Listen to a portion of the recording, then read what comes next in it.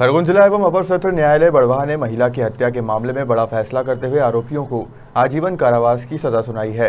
इंदौर निवासी प्रेमिका प्रेमी से मिलने बड़वाह आई थी। इसी दौरान विवाद होने पर पति पत्नी ने मिलकर उसकी हत्या कर दी थी। अभियोजन कार्यालय के विशेष लोक अभियोजक चंपालाल मुजालदे ने बताया कि आरोपी एकलव्य मालवी निवासी तिलक मार्ग बड़वाह के मृतका रानी गढ़वाल से वर्ष 2017 से शारीरिक संबंध थे। 5 मार्च 2021 की शाम को मृतका आरोपी एकलव्य के तिलक मार्ग बड़वाह स्थित रूम पर उसकी स्कूटी से आई थी एवं रात को वह आरोपी के साथ ही रुकी थी। फिर अगले दिन 6 मार्च को अचानक आरोपी की पत्नी पिंकी कमरे पर आ गई। इस दौरान आरोपी की पत्नी पिंकी और मृतका रानी के बीच झगड़ा हुआ एवं झगड़े में पिंकी ने अपने पति एकलव्य के साथ मिलकर दुपट्टे से रानी गढ़वाल का गला घोंटकर हत्या कर दी। पश्चात एकलव्य व पिंकी ने पहचान छिपाने के लिए रानी के सारे कपड़े उतारकर लाश को एक बोरे में भरकर रानी की स्कूटी से ले जाकर बड़वाह के एक्वाडक्ट पुल के पास नहर के किनारे फेंक दिया।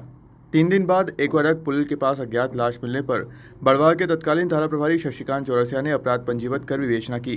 विवेचना के दौरान आरोपीगण से पूछताछ करने पर उन्होंने अपराध करना स्वीकार किया। शनिवार को माननीय न्यायालय ने आरोपी एकलव्य व पिंकी को दोषी पाते हुए आजीवन कारावास की सजा सुनाई। एकलव्य और पिंकी को धारा 302 और 201 में सजा हुई है।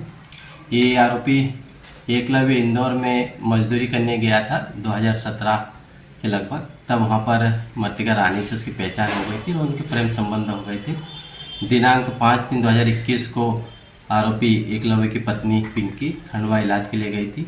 तब उसने अपनी प्रेमिका रानी को बड़वाह बुलाया था। उसकी प्रेमिका रानी स्कूटी से बड़वाह आई थी और रात उसके यहाँ पर रुकी।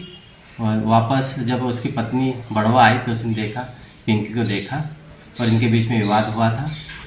तब आरोपी एकलव्य और पिंकी ने अपराध को छुपाने के लिए मृतका रानी की हत्या कर दी और उसकी लाश को उसी की स्कूटी पे रखकर, और कोई पहचाने नहीं इसलिए उसके कपड़े निकाल दिए और एक्वाडक्ट पुल के वहाँ पर उसको फेंक आए थे।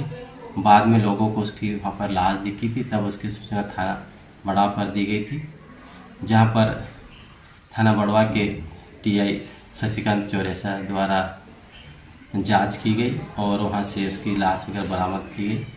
और उसकी बहन गायत्री से पूछताछ की गई तो उसने कहा कि मेरी बहन के पास 2 मोबाइल नंबर थे और उस मोबाइल नंबर की कॉल डिटेल निकाली गई। तब उस मोबाइल नंबर की CDR में आरोपी एकलव्य की बातचीत होना पाई गई थी। उस आधार पर एकलव्य पकड़ा गया। तब उसने और उसकी पत्नी द्वारा मृतका को मार के फेंकने की बात कही थी। उस आधार पर उनको गिरफ्तार किया गया और आगे विवेचना कर अभियोजक न्यायालय के फरमान पेश किया गया, जहां पर आज दिनांक को धारा 302 भादवी में दोनों को आजीवन कारावास और धारा 201 भादवी में 5 वर्ष का सश्रम कारावास से दंडित किया गया है।